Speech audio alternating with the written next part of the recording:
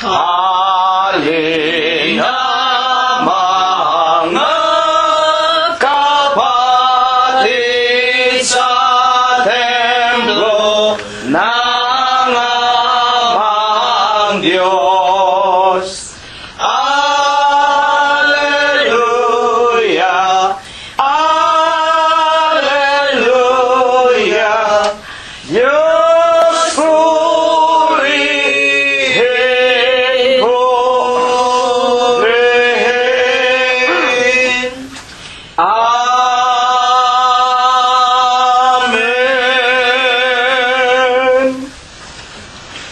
Sa banal at dakilang pangalan po ng ating Panginoong Hesus Kristo, ako po ay bumabati sa inyong lahat ng kapayapaan. Purihin ang pangalan ng Panginoon. Purihin ninyo ang Panginoon. Purihin ninyo ang Panginoon mula sa mga langit. Purihin ninyo ang Diyos sa kanyang mga kaitaasan.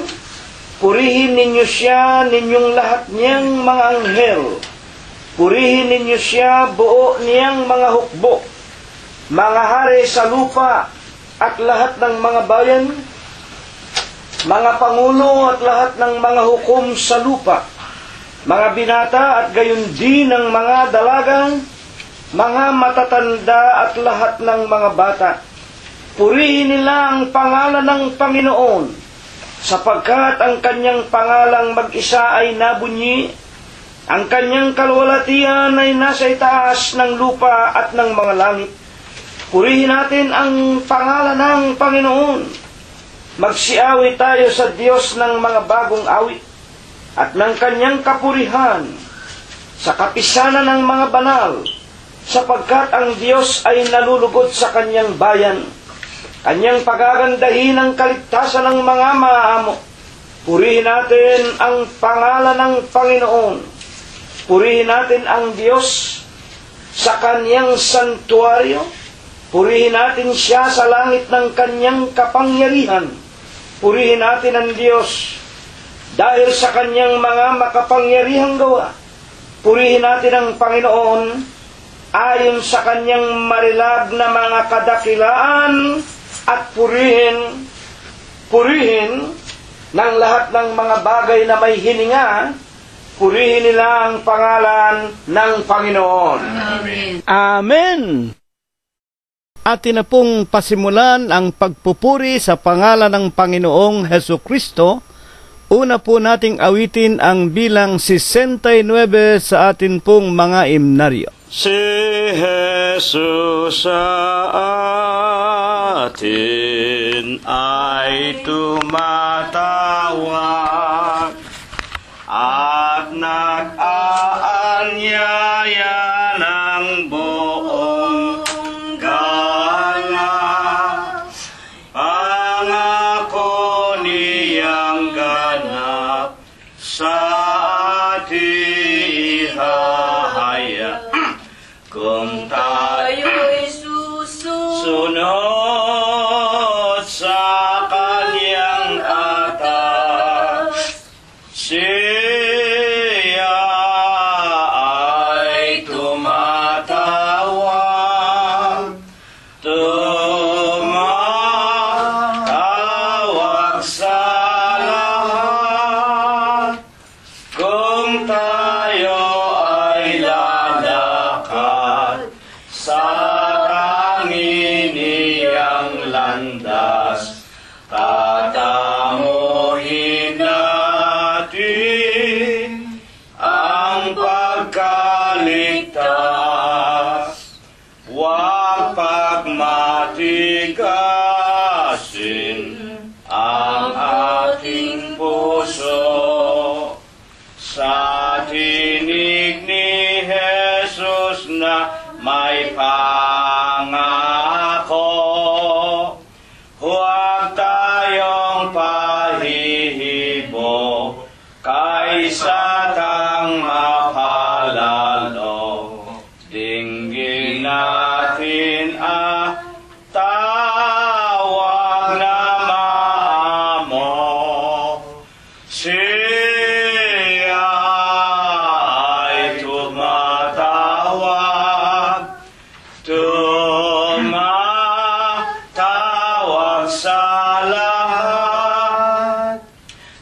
upang tayo ay lalakas sa tanging niyang landas. Kakamuhin natin ang pagkaligtas. Si Kristo Jesus tumatawag ngayon upang tayo sa salay di magumon. Tanggaping mahinahon ang banal niyang layon. Salay di maparoon. Siya ay tumatawag. Tumatawag sa lahat. Kung tayo ay lalakad sa tanging landas, tatamuhin natin ang pagkaligtas. Purihin ang pangalan ng ating Panginoong Hesu Kristo. Numero 63 ang susunod po nating aawitin. Ang pananampalatayang sakdal, ang sa Diyos ay atin ang ilaan. Pagkat ito ang kautusan, sundin natin walang alinlangan. Malapit na ang panahon. Darating ang Panginoon, kaya't manampalataya ngayon na hindi matamo ng linggadong pananampalatayang may gawa sa Diyos. Ito'y magiging dakila. Ngunit kung sumasalang-sala ay di magtatamo ng biyaya. Malapit na ang panahon. Darating ang Panginoon, kaya't manampalataya ngayon nang hindi matamo ng linggatong sa bahay ng Diyos na ating Ama. Titipunin kanyang mga tupa upang kay Jesus makasama lahat ng sumasampalataya. Malapit na ang panahon. Darating ang Panginoon, kaya't manampalataya ngayon nang hindi matamo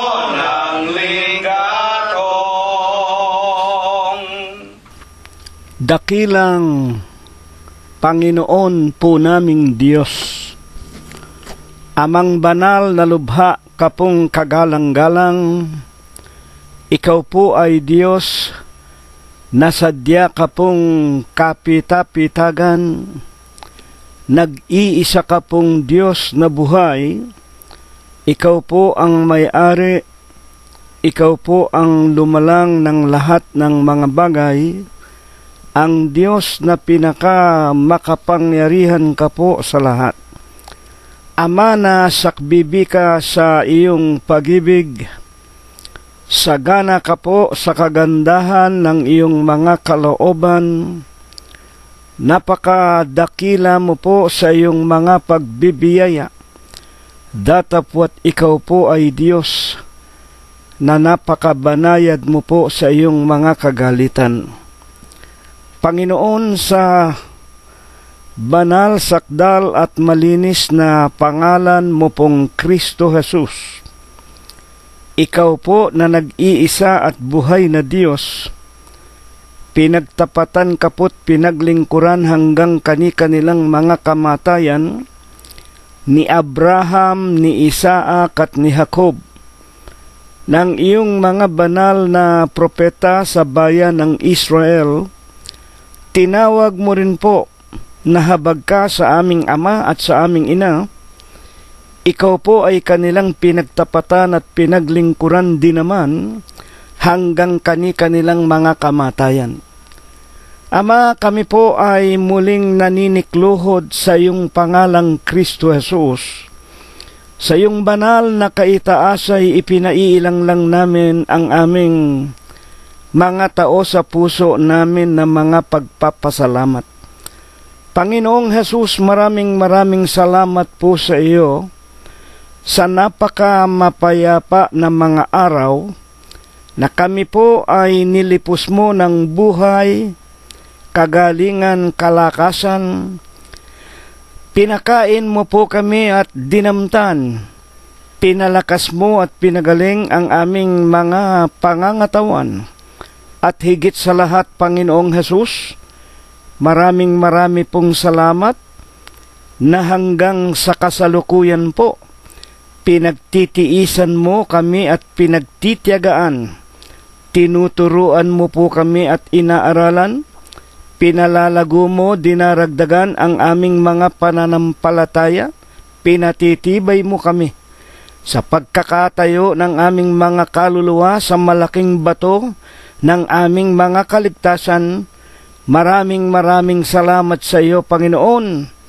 Hindi lamang kami kung hindi maging ang aming mga minamahal na mga kabiyak ng aming mga puso, gayon din ang aming mga anak, aming mga manugang, mga apo, kasangbahay at mga kamag-anakan sa laman, 10 ng mga kaibigan, mga lalaki't mga babaeng araw-araw idinaragdag mo po sa bilang ng iyong mga tagapakinig at sa lahat ng mga tahanan ng lahat ng mga tunay mong mananamba sa Espiritu mo po sa iyong katotohanan. Lubusan naming sinasampalatayanan kung paanong iningatan mo kami sa malayong dakong ito ng Los Angeles, California. Gayon din po ang walang saway ipinaranas mo po sa kanilang lahat sa bawat sandaling nagdaraan sa ibabaw nitong magulo at mandarayang sanlibutan. Panginoon po naming Hesukristo, sinasamba ka po namin, pinupuri ka namin, niluluwalhati namin ang iyong kagalang-galang, ang malinis mong pangalan sa Espiritu mo po at sa iyong kagilagilalas na mga katotohanan. Ama, nalalaman mo po kung papaanong ginamit namin ang mga araw, ang buhay, kalakasan na ipinautang mo po sa amin. Kung kami nagkulang, kung kami nagkasala laban sa iyo, Ama naming Diyos, patawarin mo po kami sa lahat po ng aming mga nagawang kasalanan. Panginoon po naming Hesukristo, sa Huwebes po ng gabing ito'y sinasampalatayanan po namin, ikaw po ang muling magtitindig sa aming mga kalagitnaan, kung kami man ay magkakalayo sa mga pangangatawan. Sa iyo, Panginoon, isang Diyos na buhay, ikaw ang pinakamakapangyarihan sa lahat. Walang bagay po na hindi magagawa. Kung iyong kalooban, ikaw po ang muling titindig sa amin, magtuturo sa amin. Kami po ay gagabayan mo sa Espiritu. Kakasangkapanin mo lamang ang bibig at dila ng iyong hamak. Wala mo pong kabuluhang alipin. Banalin mo nawa ang kanyang puso. Linisin mo nawa ang kanyang kalooban. Bigyan mo sana ng bisa at kapangyarihan ang kanyang tinig. At kung dumating sa amin ang iyong mga aral, magkaroon kami ng mga banal na takot at pananampalataya na ikaw nga ang Diyos na pinakamakapangyarihan sa lahat, at kung papaanong sa iyong mga propeta ng unang kapanahunan nakikipag-usap ka, Panginoon, inilalagay mo ang iyong tinig sa iyong mga propeta at sila ang iyong tagapagsalita sa iyong bayang Israel sa uling araw na ito. Gayon dinawa ang gawin mo sa iyong hamak na alipin. Maawat mahabag kang sa pamamagitan ng iyong mga salita. Kami pong lahat sa huling araw magkaroon ng kagalingan, magkaroon ng kapayapaan, at kami po'y makapanatiling naglilingkod sa iyo ng aming buong puso, buong isip at ng aming buong lakas at buong buhay. Sa ikalawang pagparito mo po, makapasok kami, Ama, sa ipinangangako mo pong buhay na walang hanggan. Ama naming Diyos, lubos ang aming pananampalataya na ang iyong banal na pagpapala, iyong banal na bendisyon, iyo pong ipagkakaloob sa aming lahat. At habang kami nakikinig ng iyong banal na ebanghelyo, hihipuin mo po ang bawat isa sa amin, pagagalingin mo po ang mga pangangatawan nang maraming sa amin pinadapuan mo ng sari-saring karamdaman, at bibigyan mo rin sana ng kalutasan ang mga pagsubok na ibinibigay mo sa amin sa aming pang-araw-araw na pamumuhay.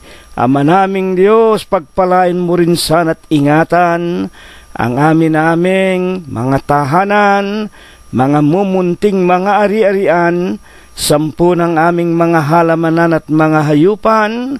Ang lahat po ng ito, idinadalangin namin, isinasamot, ipinakikiusap namin, sinasampalataya na namin, dinirinig mo po sa iyong banal na kaharian sa langit. Ito po ang iyong ibabasbas sa amin sa pangalan mong Kristo Jesus, magmula po ngayon at magpakailanman. Amen. At ngayon po, mga ginigiliw po naming mga kapatid, sa lahat ng ating sariling mga sangbahayan, sa aming mga kaibigan na wala pong sawa na nakikipag-aral sa mga banal na katotohanan na nais po ng Diyos na sa atin ay ipahiwatig, ituro, iaral, alang-alang po sa ikaliligtas ng ating mga kaluluwa. Sa Huwebes po ng gabing ito ay atin ang tawagin ang ating mga kabiyak ng puso, mga anak, mga manugang, mga apo at mga kasangbahay. Charity must always begins at home. At atin na rin pong ihanda ang ating mga kaluluwa, ang ating mga pakikinig. Lalo na nga po ang ating mga Biblia o ang ating mga banal na kasulatan. Sa Huwebes po ng gabing ito, buksan na po natin ang unang aklat ni Apostol Juan, at ang talata po na ibig ng Diyos na ituro sa atin ay ang kanyang pangkat 4 at talatang 8. Ang hindi umiibig ay hindi nakakakilala sa Diyos, sapagkat ang Diyos ay pag-ibig. At kahit na po sa Bibliang King James Version na pinanggalingan, He that loveth not, knoweth not God. For God is love. Kaya po pareho rin po. Wala pong pagkakamali ang pagkakasalin sa Tagalog. Upang ito po ay ating lubos na maliwanagan, ang una po nating itatanong, bakit po baga ang talatang ito ay napakamahalaga at ibinangon sa atin ng Diyos sa atin 2015 na?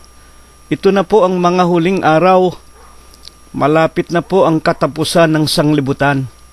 Bakit ito kailangan nating pag-aralan? Buksan natin ang kasagutan sa 2 Timoteo. Sa kanya pong Kapitulo 3 at ang versikulo 1. Datapwat alamin mo ito. Ito po ay hula. Sulat ni Apostol Pablo kay Timoteo. Alamin mo ito na sa mga huling araw, ito na po 2015, nasa huling araw na po tayo, ay darating ang mga panahong mapanganib. Delikado po ang kalagayan ng sanglibutan sa huling araw. At alam na nga po natin, ito po ay malimit na ating basahin at mapakinggan Huwebes at Linggo. Ngunit, dahil na nga po sa kahalagahan ng ating paksa, inuulit-ulit po ito, hindi namin kung hindi ng Diyos. Tuloy po natin ang pagbasa sa 3:2 ng 2 Timoteo. Sapagkat ang mga tao ay magiging maibigin sa kanilang sarili, maibigin sa salapi, mayayabang, mapagmalaki, mapagtungayaw, masuwayin sa mga magulang, mga walang turing, mga walang kabanalan. Alam na po natin ang lahat ng mga bagay na iyan. Alin nga ang higit na magiging kaugnay sa ating pag-aaral na ang bawat hindi umiibig, hindi nakakakilala sa Diyos sapagkat ang Diyos ay pag-ibig. Ano ba ang makikita nating mga tao sa napakaraming mga kapwa natin sa huling araw na ito? Alamin mo ito na sa mga huling araw ay darating ang panahong mapanganib. 3:3 ng 2 Timoteo rin. Walang katutubong pag-ibig, mga walang paglulubag. Kung ano maisip, tuloy, yun ang gagawin, palabintangin. Walang pagpipigil sa sarili, mababangis. Pag naisipang pumatay ng tao, papatay. Hindi maibigin sa mabuti. Mga lilo, matitigas ang ulo, palalo, maibigin sa kalayawan. Kaya ang mga tao, mas marami silang panahon para sa mga party, inuman, kainan, kasayahan, party dito, party dyan, pasyal dito, pasyal dyan. Maibigin sa kalayawan kaysa mga maibigin sa Diyos. Kaya nga ang tao, walang panahon. Kahit na 1 o 2 oras, anyayahan mong mag-aral tayo ng Biblia, wala pong sasama sa atin. 3:5, ituloy natin ang pagbasa, 2 Timoteo rin, na may anyo lamang ng kabanalan. Ayan, mga mukhang banal, akala mo'y mga matitimtiman, datapwat tinanggihan ang kapangyarihan ito. Lumayo ka rin naman sa mga ito. Sapagkat sa mga ito ang nanggagapang sa mga bahay. Diyan ang gagaling sa mga kunwari mga banal na mga tao. At karamihan diyan mga leader pa ng mga relihiyon at mga mangangaral. Sila ang makikita mong nangakaputi, sila ang makikita mong may malalaking mga krus sa dibdib, pero mababalitaan natin sila ang nanggagahasa ng mga kabataan, maging mga batang lalaki, at meron pa nga, obispo ng iglesyang kabanal-banalan ng Diyos, drug addict na, drug pusher pa, pinatay, pinagsasaksak yung kanyang anak, na 9 na taong gulang anak niya sa kanyang babae na miyembro din niya ng kanyang iglesia. At binibihag ang babaeng haling nalipos ng mga kasalanan at hinihila ng iba't ibang pita na laging nagsisipag-aral at kailan paman hindi nakakarating sa pagkaalam ng katotohanan. O yan naman ang mga mangangaral, mga iglesia, mga relihiyon, na mga Doctor of Divinity, Doctor of Theosophy. Pagkatapos hanggang ngayon ipinangangaral pa ang pagbabawal ng pagkain ng karne. Ipinagbabawal pa ang pag-aasawa ng mga mangangaral. Lahat ng iyan naririto, katunayan ng hula ni Apostol Pablo sa huling araw. Maraming relihiyon, maraming mga mangangaral, sila ang sumisira mismo ng kalooban ng Diyos, tulad na nga po ng pagbabawal ng pag-aasawa sa mga mangangaral. Una na nga ang simbahang kinagisnan, at ang pagbabawal ng pagkain ng karne. Sa makatwidbaga, ang maraming nagsasabing sila ay mga anak ng Diyos na nangingilin ng hindi pagkain ng karne. Samantalang maliwanag din po sa unang Timoteo Kapitulo 4, versikulo 1 hanggang 5, ang mga nagbabawal ng pagkain ng karne at pag-aasawa ng mangangaral, ito po ay mga utos na at mga aral ng mga demonyo. Ngunit, balikan natin ang 2 Timoteo sa 3:3 na may kinaalaman sa ating paksa. Sa huling araw kung bakit itinuturo ang paksa nating ang hindi umiibig, hindi nakakakilala sa Diyos, sapagkat ang Diyos ay pag-ibig. Sa huling araw natin, 2015, maraming mga tao walang katutubong pag-ibig. At yan nga po ang nagaganap.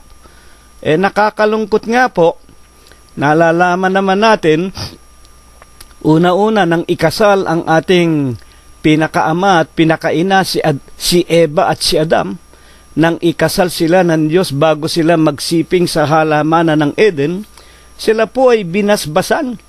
Ang pinapagsama ng Diyos, isang lalaki at isang babae, huwag paghiwalayin ng sino mang mga tao. Bakit sinabi nga ni Apostol Pablo sa huling araw ang mga tao walang katutubong pag-ibig? Nakita naman natin, lalaki sa lalaki, babae sa babae. At hindi lamang yun.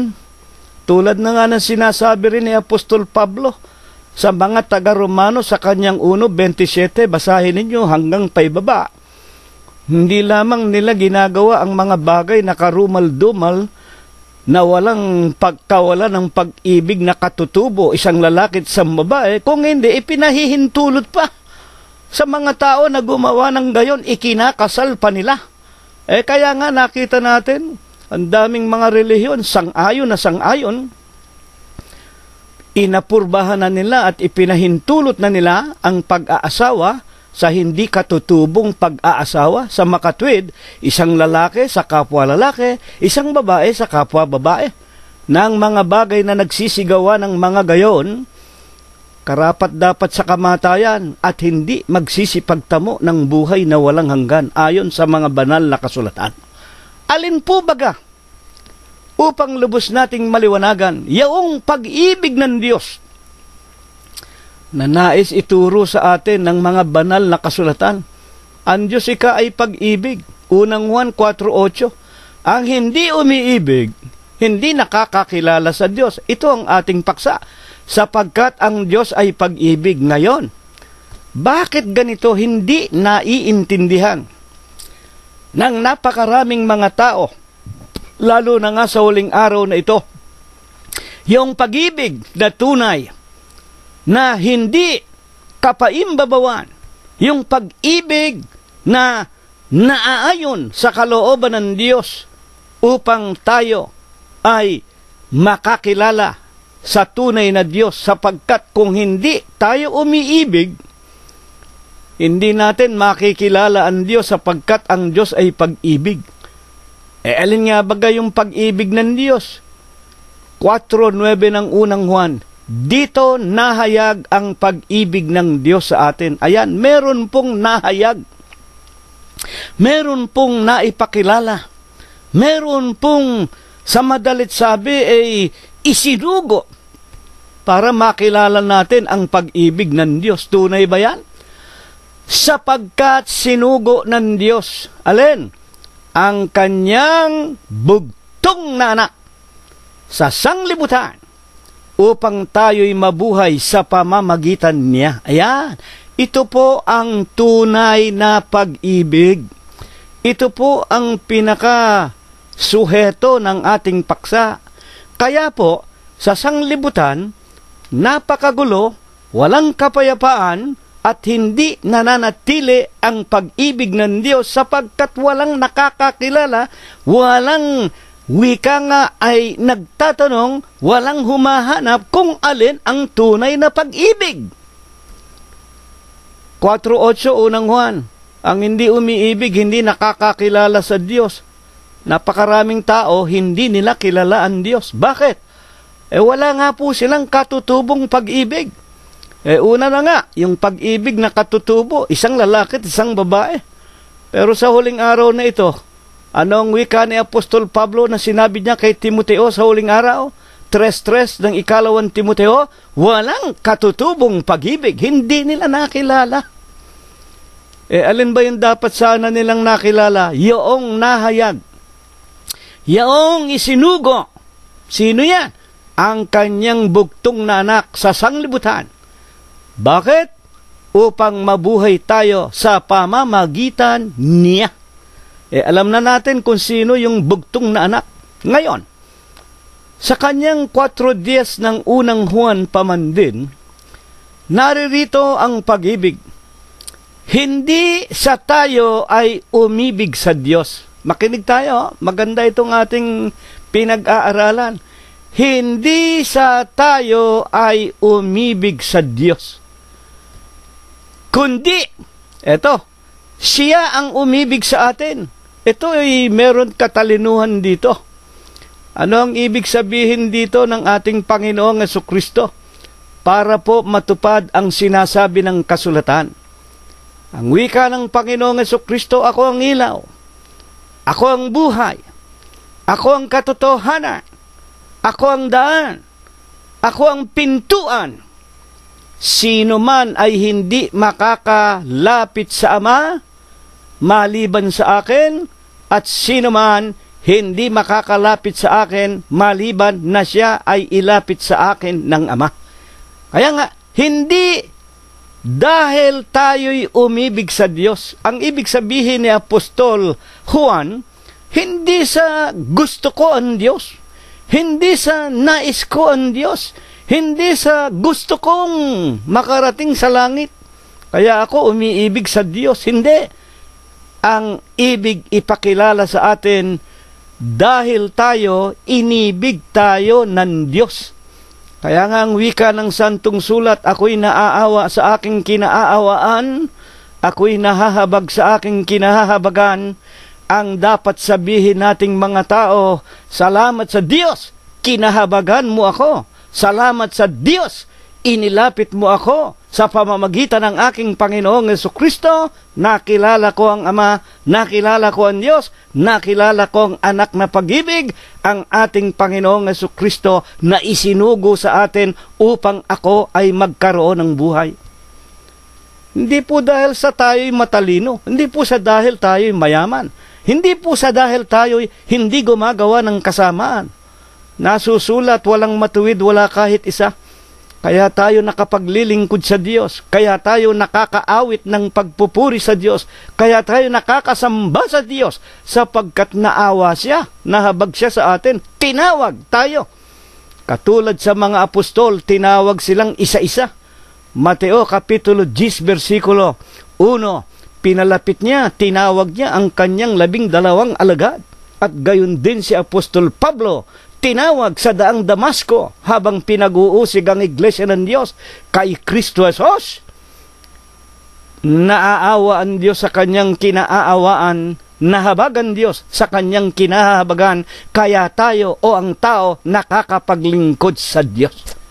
At ang wika pa man din sa 4:10 ang huling bahagi ng unang Juan, sinugo ang kanyang anak na pangpalubag loob sa ating mga kasalanan. Kung wala po yung isinugo, sino bang isinugo? Ang ating Panginoong Jesucristo. Mga kapatid at mga magulang, hindi po yung mga taong sa huling araw na ito'y nagsasabing si Kristo'y tao, sila daw ang sugong anghel. Sipin ninyo yung mga kawalang kapitagan sa ating Panginoon Diyos, kawalang respeto. Hindi yung mga papa sa Roma na nagsasabing Vicarius Filii Dei, kahalili ng Diyos. Ano bang ginawa ninyo at bakit niyo tinawag na kayo ang kahalili ni Kristo? Hindi naman namatay ang Kristo, hindi naman nawala ang Diyos. Mga magulang at mga kapatid. Kaya't ano? Ang nais ng Diyos na ating matutuhan sa paksa nating ito. Unang Juan 4:11. Mga minamahal, kung tayo'y inibig ng Diyos ng gayon, gayon na lang ang pag-ibig sa atin ng Diyos mga kapatid at mga magulang. Nararapat na mga ibigan din naman tayo sa isa't isa. Sa Juan 13:15, paano tayo mag-iibigan sa isa't isa?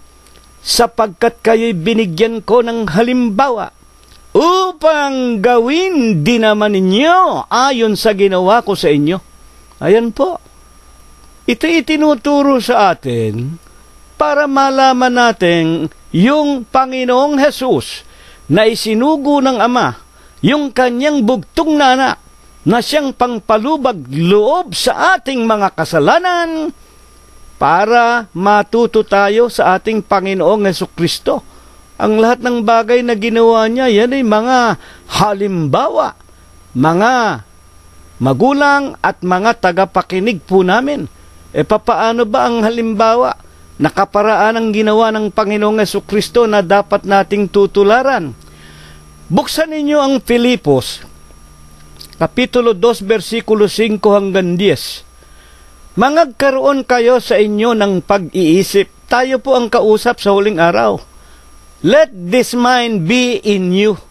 Magkaroon tayo ng wika nga, ehemplo, example, pagkaalam ng katotohanan ito. Na bagaman siya nasa kalagayang Diyos, hindi niya inaaring nararapat panangnan ang pagkapantay niya sa Diyos. Ayan po, ang Panginoong Hesukristo, siya mismo ay Diyos.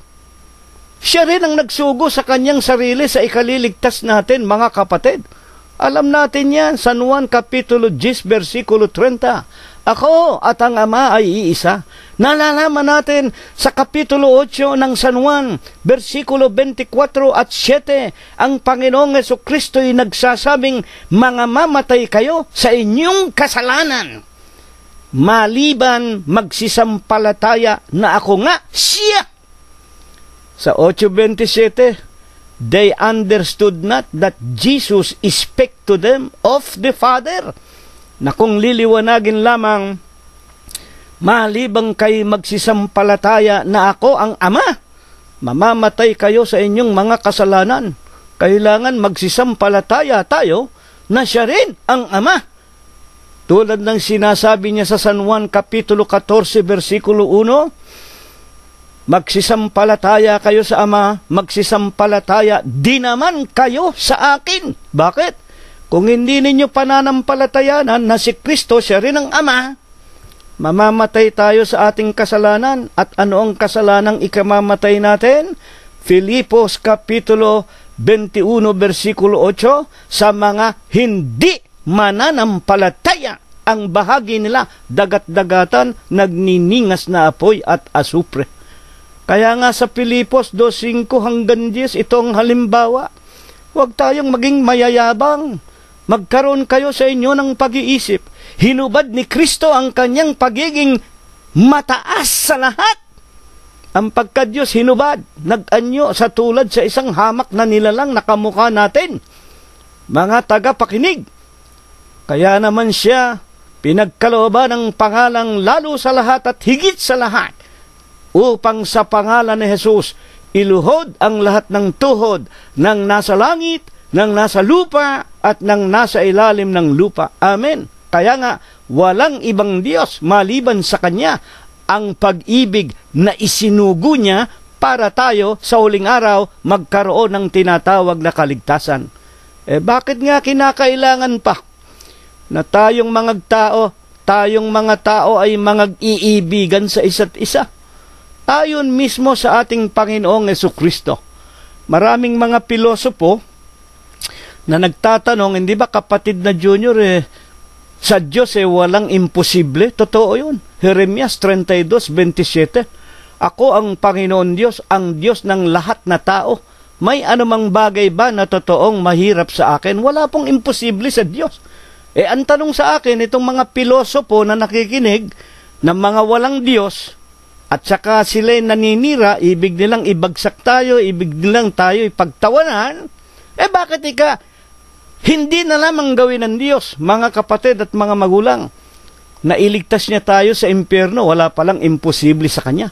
Hayaan po ninyo ang Panginoong Jesucristo ang siyang magpaliwanag sa atin. Bakit? Kailangan pa tayong mag-iibigan sa isa't isa. Mateo 22:35. At isa sa kanila na tagapagtanggol ng kautusan, tinanong siya ng isang tanong upang siya ay tuksuhin. 22:36 ng Mateo, Guro, alin baga ang dakilang utos sa kautusan? Itong matalinong ito, itong pantas na ito, tagapagtanggol ng kautusan, gustong tuksuhin ang Panginoong Jesucristo. Tulad din naman ang ginagawa. Huwag kayong magagalit. Karamihan sa inyong mga nakikinig, nagtatanong lang kayo sa amin para kami tuksuhin, para kami usisain. Pagkatapos, kung liwanagin naman namin sa inyo, hindi naman kayo makikinig. Hindi naman kayo makikipagkaisa sa pag-aaral ng mga salita ng Diyos. Lalaitin lamang ninyo kami. Ano sinabi ng Panginoon? Nang tanungin siya ng isang pantas, kung tatanungin kung ihahambing natin sa huling araw, ito'y sanay sa Biblia. Ito'y Doctor of Divinity, Theosophy and Letter. Guro, alin ang dakilang utos sa kautusan? Sumagot ang ating Panginoong Jesucristo 22:37.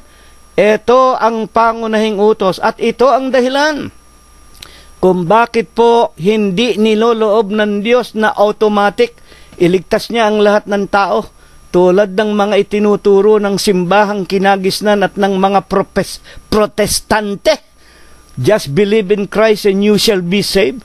Ano kayo, siniswerte? 22:37 ang tugon ng Panginoong Jesucristo.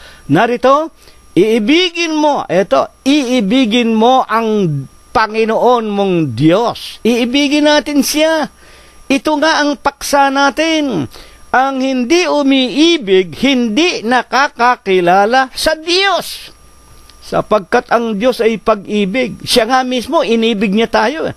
Kaya nga isinugo niya ang ating pangpalubag para magkaroon ng kaligtasan tayo sa impyerno. Isinugo niya ang kanyang bugtong na anak, siyang Panginoong Jesucristo, na ito rin ang kanyang sarili. Ano ang ibig ng Diyos? Para tayo makarating sa langit, iibigin mo ang Panginoon mong Diyos ng buong puso mo, ng buong kaluluwa mo, at ng buong pag-iisip mo. Ito ang dakila at pangunahing utos. 22:38 ng Mateo. Ayan. Meron bang nakakatupad na tao sa huling araw na ito? Buong puso, buong isip, buong lakas, buong kaluluwa. Papuputol ko ang daliri ko kapag may nakita kayo kahit isa na nakakagawa ng mga bagay na iyan, mga tagapakinig po namin. Ang maraming mga tao, katulad ng sinasabi ng Santong Sulat, Mateo 23:23, ang Panginoong Jesucristo mismo ang naglalarawan kung ano ang ginagawa ng marami. Na mga nagsasabing Kristiyano daw sila, mga anak daw sila ng Diyos. Sila po ay mga paimbabaw. Sila po ang mga ipokrito. Yung mga taong yan, nakaputi. Yung mga taong yan, malalaki ang krus sa dibdib. Yung mga taong yan, nangangaral sa luneta. Nagsisipagsabing sila ang mga hallelujah, amen, praise the Lord. Puro paimbabaw po yan. Hindi po umiibig sa Diyos ng buong puso, buong kaluluwa, buong pag-iisip. Ang iniibig po niyan, yung kwarta ninyo. Yan po ang nagbebenta ng mga payong. Yan po nagbebenta ng mga krusipiho, ng mga kandila, ng mga insenso, ng mga larawan, ng mga santo at mga santa. Na mga paimbabaw. Yan ang mga iglesia at relihiyon, malalaki ang mga katedral at mga kapilya. Pinagaganda ninyo ang inyong mga labas. Ang loob naman ninyo, mga bulok na katawan ng mga patay na tao. Ayon sa ating Panginoong Jesucristo. At sa 22:39, at ang pangalawang katulad ay ito. Bakit ayaw ng Diyos na automatic na iligtas na niya sa impyerno tayong lahat ng mga tao? Paano tayo makakarating sa langit? Hindi naman natin natutupad ang utos. Naiibigin natin siya ng buong puso, buong isip at buong buhay, buong lakas natin. Ang dakilang utos. Ano pa ang ikalawa? Ang pangalawang utos ay ito. Iibigin mo ang iyong kapwa na gaya ng iyong sarili. 22:4 sa 22:40 ng Mateo. Sa dalawa na lang mga kapatid. Sa dalawang utos na ito, nauuwi ang buong kautusan at ang mga propeta. At sa dalawang utos na ito ng Panginoong Jesucristo, ito na nga po ang ipinakikilala na bagong tipan sa kanyang dugo. Ito na nga po ang sinasabi, ang bagong daan sa katawan ng Panginoong Jesucristo. Basahin ninyo ang Ebreo, Kapitulo 10, versikulo 19 hanggang 21, may kalayaan tayong magsipasok malaya, libre. Saan? Sa bago at buhay na daan. Wala na po yung dating daan. Yung dating daan, tapos na po yun. Yung dating daan sa Jeremias 6:16, yun ang ipinag-utos ng Diyos sa pamamagitan ni Jeremias. Magsitayo na kayo sa dating daan, yung 2 tapyas na bato. Yung 2 tapyas na bato na pinagsulatan ng mga kautusan ng Diyos, yung 2 tapyas na bato. Yung po ay binago na, ginawang 2 utos na lamang sa pamamagitan ng 2 utos na ito. Una, iibigin natin ang Diyos ng buong puso, buong pag-iisip at ng ating buong lakas at buhay. At ikalawa, iibigin natin ang ating kapwa gaya ng pag-ibig natin sa ating sarili. Sa ilalim ng 2 kautusan na ito, nauuwi na ang 2 tapyas na bato at ang mga aklat ng mga propeta. Mahirap bang intindihin yun? Tapos na po yung dating daan.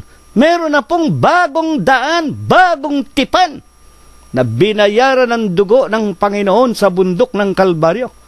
At nung araw, yung kautusan sa 2 tapyas na bato, dinidiligyan, winiwisika ng dugo ng mga hayop kapag sila'y sumasamba. Pero sa huling araw, hindi po dugo ng hayop ang iwinisik sa atin, dugo po ng Diyos. Tulad ng sinasabi sa aklat ng mga gawa, Kapitulo 20, versikulo 28, mga kapatid, iglesia ng Diyos, binayaran ng kanyang sariling dugo. Ngayon, papaano po baga ang pag-ibig sa Diyos ng ating buong puso, buong kaluluwa at buong pag-iisip? Marami po hindi nakakaintindi nito mga magulang at mga kapatid, para po maunawaan natin kung papaano ang pag-ibig sa Diyos ng buong puso, buong kaluluwa at buong pag-iisip. Kailangan po balikan natin ang nakasulat sa 2 tapyas na bato. Sapagkat si Apostol Pablo din ang nagsabi sa aklat ng mga taga-Galatias, sa Kapitulo 3, versikulo 24 hanggang 29, sapagkat ang mga kautusan din naman ang nagpakilala, nagdala sa atin kay Kristo upang tayo'y magkaroon ng pananampalataya. Kaya nga kailangang balikan natin ang pinagmula ng bagong tipan. Ano ba ang unang-unang utos? Sang-ayon sa ating Panginoon Diyos na ipinasulat niya o isinulat ng kanyang daliri sa 2 tapyas na bato. Paano ang pag-ibig sa Diyos? Ng buong puso, buong kaluluwa at buong pag-iisip.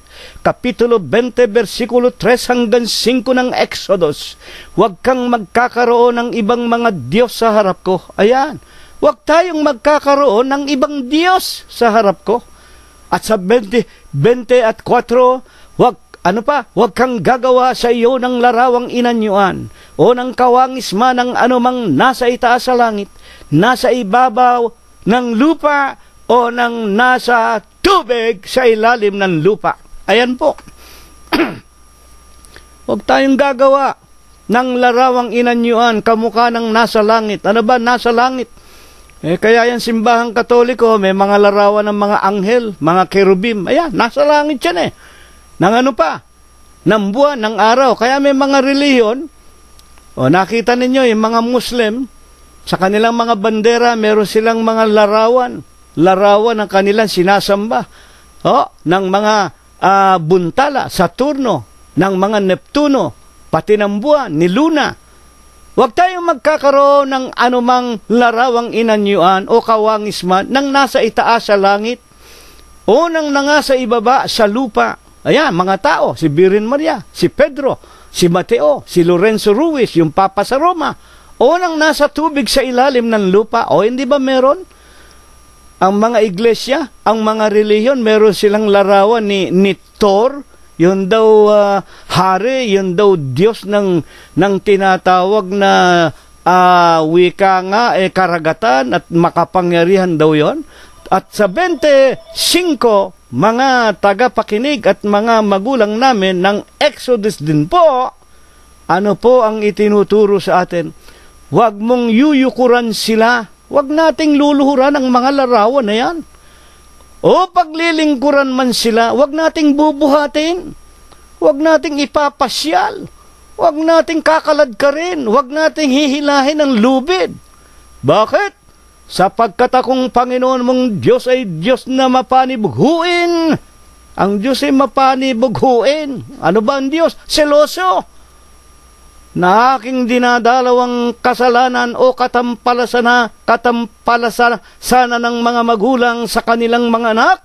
Hanggang kailan?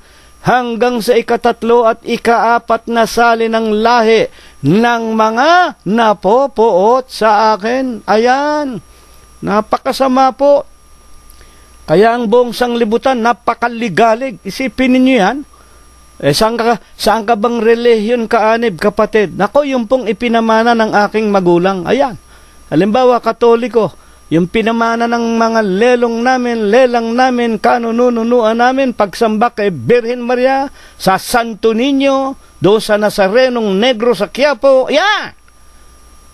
Yan ang sinasambat pinaglilingkuran namin. Hindi katakataka, kaya ang Pilipinas hanggang ngayon, 2015 na.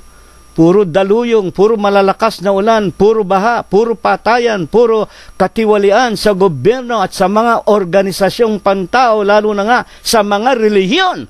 Puro plunderers, puro pagnanakaw, puro kapighatian, puro kahirapan. Bakit? Ipinamana ng Diyos hanggang sa 3 at 4 na sali ng lahi ng bawat Pilipino. Kaya walang katapusan ang sumpa ng Diyos hanggang sa kanyang 2 pagparito, lalo na sa inyong mga Katoliko at sa inyong mga Protestante na anak ng simbahang Katoliko.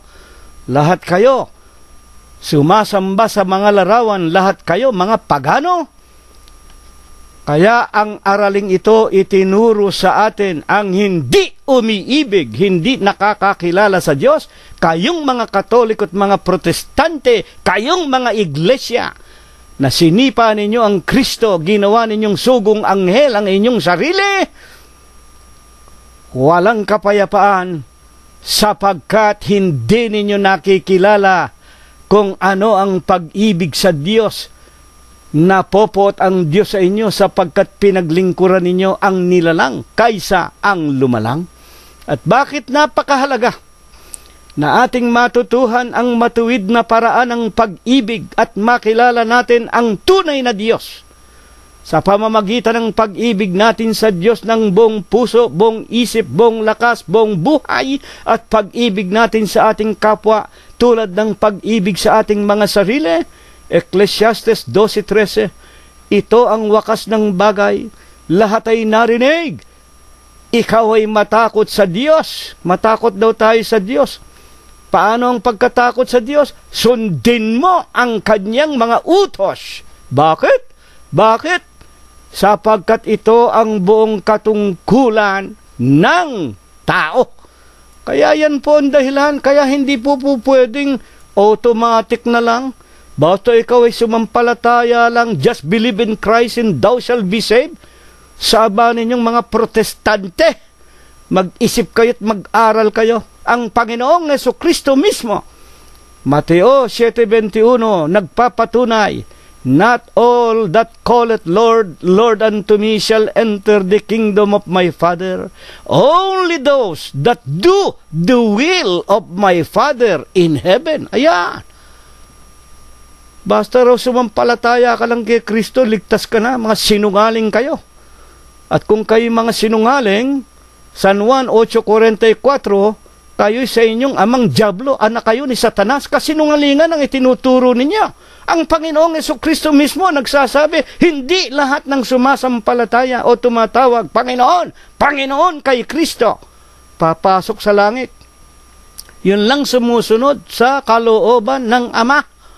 Ano ba ang kalooban ng Ama? Ito nga, pinag-aaralan natin ang kalooban ng Ama, kaya ibinangon sa atin, kaya itinuro sa atin. Ang hindi umiibig, hindi nakakakilala sa Diyos sapagkat ang Diyos ay pag-ibig. Nakakalungkot. Napakarami sindami ng buhangin sa dagat hanggang 2015 sa araw at sa oras na ito. Napakaraming tao hindi nakikilala kung paano ang pag-ibig sa Diyos. Kaya nga, ito ang buong katungkulan ng tao. Ibigin natin siya buong puso, buong lakas, buong buhay.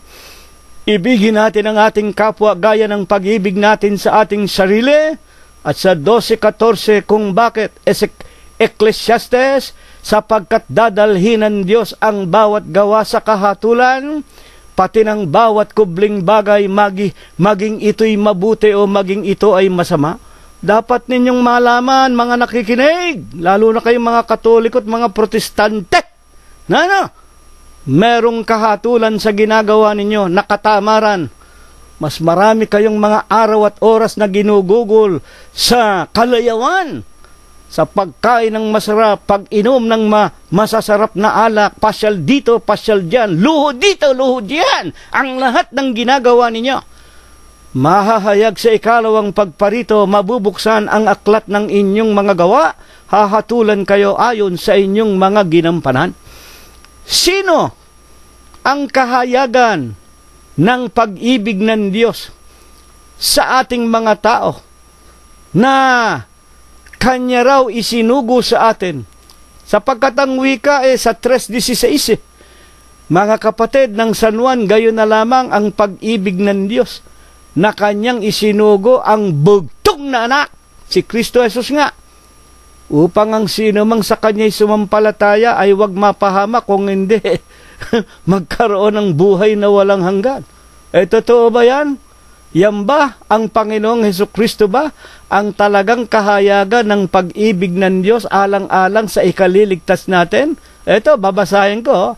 Juan 3:16, sapagkat gayon na lamang ang pagsinta ng Diyos sa sanglibutan, ibinigay niya ang Kanyang bugtong na anak, ayan, upang ang sino mang sa Kanya'y sumampalataya, wag mapahamak, kung hindi magkaroon ng buhay na walang hanggan. Ayan. Sa 3:17, sapagkat hindi sinugo ng Diyos ang anak sa sanglibutan upang hatulan ang sanglibutan. Ito ang pinangahawakan ng maraming Protestante at ng mga Katoliko. Hindi isinugo ng Diyos ang Panginoong Jesucristo para hatulan tayo. Kaya nga sinasabi, ang sino mang tumawag sa Panginoon ng Jesucristo, ng Panginoong Jesucristo, sa Panginoong Jesucristo ay maliligtas. Gayon na lamang ba? Pwede bang basta tumawag ka na lang, hallelujah, amen, praise the Lord, at ligtas ka na? Sinabi ko na sa inyo at binasa, Mateo 7:21, hindi po maaari yun. Ang gumaganap lamang ng utos ng ating Panginoon Diyos sa langit. Sapagkat hindi sinugo ng Diyos ang anak sa sanglibutan upang hatulan ang sanglibutan, totoo po yun, kundi upang ang sanglibutan ay maligtas sa pamamagitan niya. Ayan. Kailangan maligtas tayo sa pamamagitan ng pananampalataya sa ating Panginoong Jesucristo. Hindi tayo hahatulan kung tayo ay sasampalataya sa Kanya. Alin ba ang pananampalataya na natin sa ating Panginoong Jesucristo? San Juan 1:1 hanggang 5 at 14. Nang pasimula siya ang berbo. Ang berbo ay sumasa Diyos. Ang berbo ay Diyos. Mga kapatid, nasa Kanya ang buhay. Ang buhay, ang ilaw ng sanglibutan. Ang lahat ng bagay, ginawa niya. At kung wala siya, sino? Yung berbo. Na ano? Diyos. Kung wala ang Diyos, walang bagay na ginawa na nagawa. Ano nga ang ginawa ng berbo o salita na Diyos? 1:14, nagkatawan tao ang berbo at nakita namin ang kanyang kaluwalhatian. Paano inilarawan ni San Juan yung nakita niyang kaluwalhatian sa berbo, sa Diyos na nagkatawan tao? Nakita namin ang kanyang kaluwalhatian. Ano? Gaya ng bugtong ng Ama. Gaya ng anak ng Diyos. Kaya nga sinasabi ng Biblia sa Bagong Tipan, si Kristo ang anak ng Diyos. Bakit niya? Hinubad niya ang kanyang pagka-Diyos. Filipos 2:5 hanggang 10. Hinubad niya at lumagay siya sa kalagayan ng isang hamak na katulad nating mga tao at ipinakilala kung paano ang tao magiging anak ng Diyos at si Kristo ang unang anak ng Diyos. Sa kanyang pagkakatawan tao, ipinakita niya ang kanyang pagtatapat sa paglilingkod sa ating Panginoon Diyos hanggang kanyang kamatayan. At yun ang halimbawa na iniwanan sa atin, 13:15 sa San Juan. Iniwan ko kayo ng halimbawa upang gawin din naman ninyo sa isa't isa sa inyo. Mga tagapakinig po natin, ano ang ibig ng Diyos sa ating banal na paksang ito na itinuturo yung kanyang sarili din, yung kanyang ipinakilalang anak, yung nagkatawan tao, yung berbo, yung siya rin? Ano ang ibig ng Diyos na gawin nating mga tao sa kanyang sarili o sa Panginoon Diyos na nagkatawan tao? 1:14. At kung paanong itinaas ni Moises sa ilang ang ahas, alam natin si Moses, itinaas niya ang kanyang tungkod, mga kapatid, na naging ahas. At kung paanong itinaas ni Moises sa ilang ang ahas, ay gayon din kinakailangang itaas ang anak ng tao. Itataas daw po natin ang anak ng tao kung paanong itinaas ni Moses sa ilang yung kanyang tungkod, at yun ay naging ahas, mga kapatid, na nagpapakilala yaon ang kapangyarihan ng Diyos.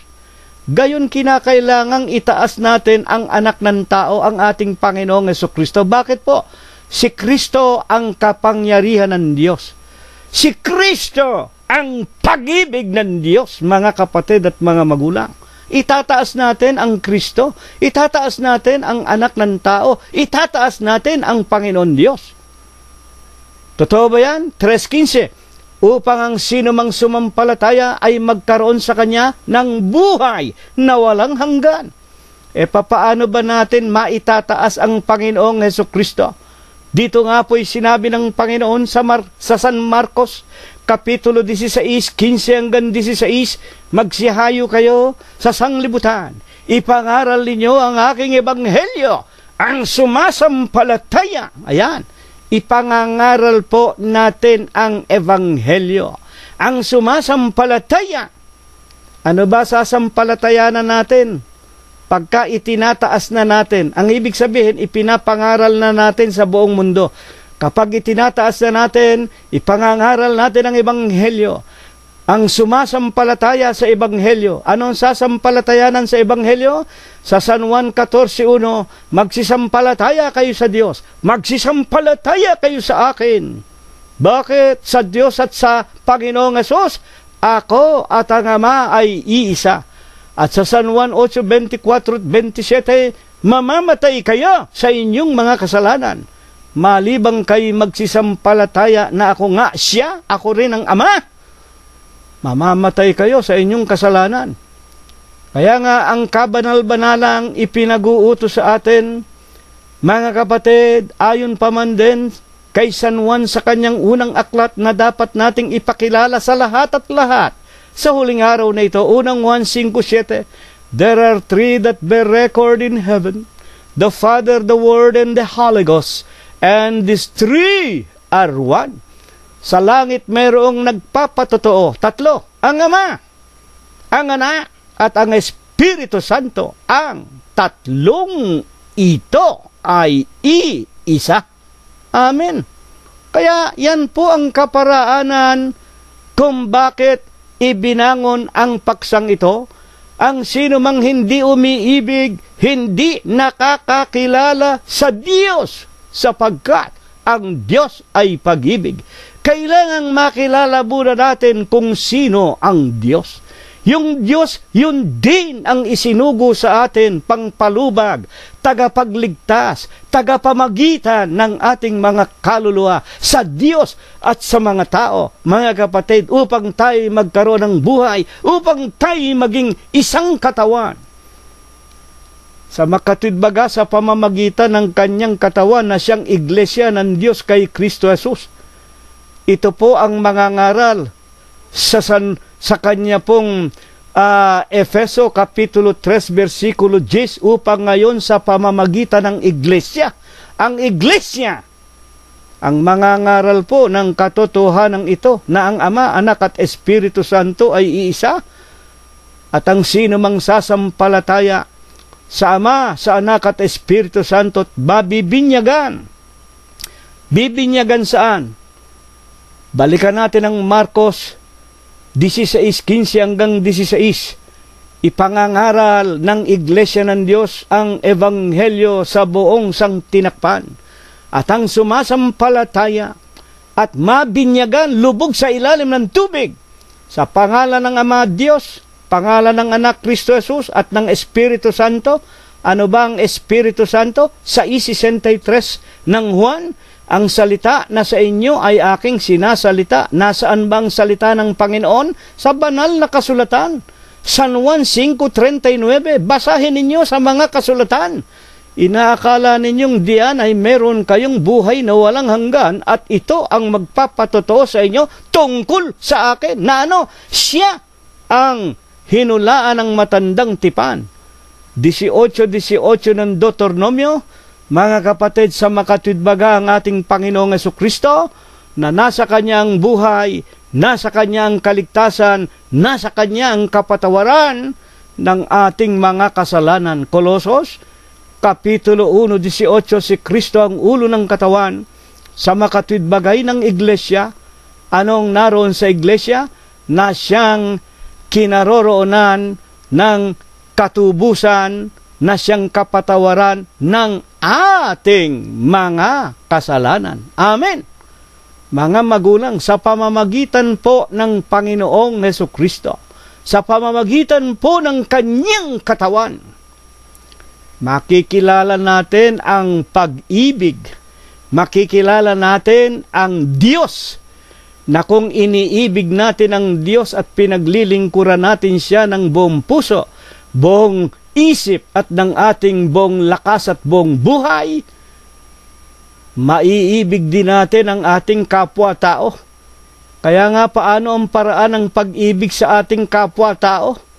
Napakinggan natin, sinabi ni Apostol Pablo ang kanyang hula sa kanyang 2 Timoteo Kapitulo 3 versikulo 1, mga kapatid, hanggang 5, napakinggan natin, ang tao magiging maibigin sa sarili.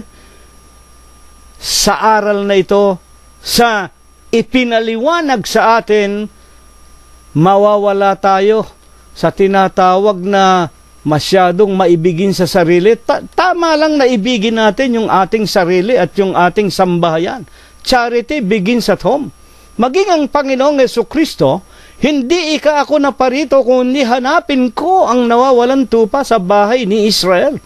Yun mismong hinanap niya, una-una, yung kanyang sariling mga anak sa bahay ni Israel. At pagkatapos, isinugo si Pablo sa kahintilan nang matagpuan na niya ang kanyang mga nawawalang mga tupa. Nang wika sa Apokalipsis 7:4, mga kapatid, nakita ko ang bilang ng natatakan sa bahay ni Israel, 144,000. Tapos na, hinanap na niya, natagpuan na niya. Kaya isinugo na niya si Pablo sa kahintilan.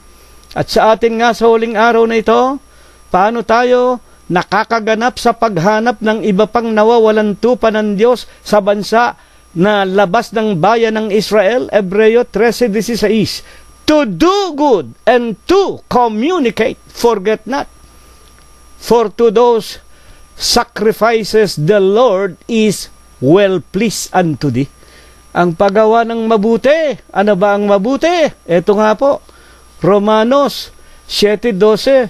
Ang kautusan ay banal, ang utos ay banal, ang utos ay mabuti. Huwag ninyong kalilimutan ang pagsunod sa utos ng Diyos. Bakit?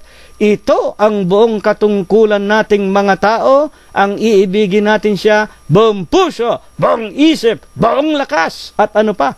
And to communicate. Ano ang ibig sabihin ng to communicate? O ang pangangaral, pamamahayag. Mga kapatid, ang pagsasambulat, pangangaral ng Ebanghelyo. Sa ganitong mga hain, ito ang pagsamba natin sa Diyos. Hindi yung ikapo, hindi ang araw ng Sabat. Hindi po yung pangingili ng araw ng Sabado, hindi po yung pagbabawal ng pagkain ng karne. Yan po yung mga aral na ng mga demonyo. Pati ang mga pag-uutos na huwag mag-asawang mga mangangaral, yan ay aral ni Satanas. Aral na ni Satanas at ng mga demonyo yan. At sa araw at oras na ito, inuutusan kayo. Kayong mga nariyan pa sa mga relihiyon na salapian. Kayong nariyan pa sa mga relihiyong itinayo ng tao. Kayong nariyan pa sa mga iglesia na pinamumunuan ng mga papa at ng mga sugong anghel. Sinisipa ninyo ang Kristo sa kanyang pagiging Ama, Diyos, tagapamagitan, anak ng Diyos, na nagbigay sa atin ng halimbawa. Mga kapatid, inuutusan kayong lahat. Ano? Revelasyon, Apokalipsis 18:4, magsilayas kayo sa kanila, bayan ko, para huwag kayong madamay sa kanilang mga sumpa. Ngayon, huling-huling katanungan, papaano nililiwanag ng mga apostol ang hiwaga ng pagkadiyos ng ating Panginoong Hesukristo, na siya ang pag-ibig ng Diyos sa ikaliligtas natin?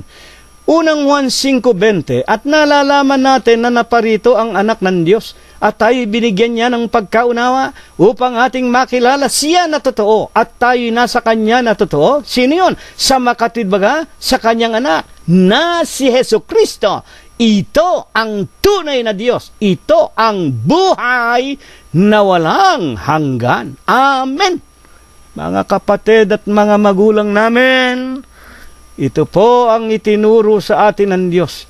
At maliban po sa ating Panginoong Hesukristo, sa unang Juan din, 5:21, ito ang kanyang sinasabi, mga anak, mag-ingat kayo sa mga Diyos-Diyusan. Maliban po sa Panginoong Hesukristo, na siya ang pag-ibig, siya ang Diyos, siya ang nagsugo sa kanyang sarili upang iligtas tayo. Mga kapatid, kung ito'y sasampalatayanan natin, iingatan natin ang ating mga kaluluwa. Hindi na tayo sasamba sa mga birhen. Hindi na tayo sasamba sa mga larawan. Yung mga Black Nazarene na yan, yung mga Santo Niño na yan, yung mga kung ano-anong mga Diyos-Diyusan na itinuturo sa inyo ng simbahan ng mga demonyo. Mag-ingat kayo mga kapatid. Baka hindi kayo makarating sa langit. Dito po namin kayo inaanyayahan. Dito tayo magsama-sama sa ating Panginoong Hesukristo. Dito natin siya paglingkuran ng isang paglilingkod ng buong puso, buong isip, buong lakas, buong buhay. Sampalatayanan natin ang kanyang mga aral, sampalatayanan natin ang Diyos, sampalatayanan natin ang Panginoong Hesukristo. Mag-ibigan tayo sa isa't isa, ipangaral natin ang katotohanan ito, ito nawa ipagpala, ito nawa ang ibasbas sa atin ng Diyos magmula ngayon, magpakailanman. Amen. At ngayon po ay tanggapin natin ang walang hanggang pag-ibig, walang hanggang pagbibiyaya, pakikipisan kaaliwan, pamamatnubay at ang kagalingan, ang hindi maulatang banal na biyaya, basbas at bendisyon. Ito nawa ang ipagkaloob sa atin ng Diyos sa Huwebes ng gabing ito, magmula ngayon, magpakahi kailanman. Amen. Kapayapaan po ang sumaaten. Purihin ang pangalan ng Panginoong Hesukristo hanggang sa darating na linggo kung tayo po ay binubuhay pa. Maraming salamat po sa inyong lahat.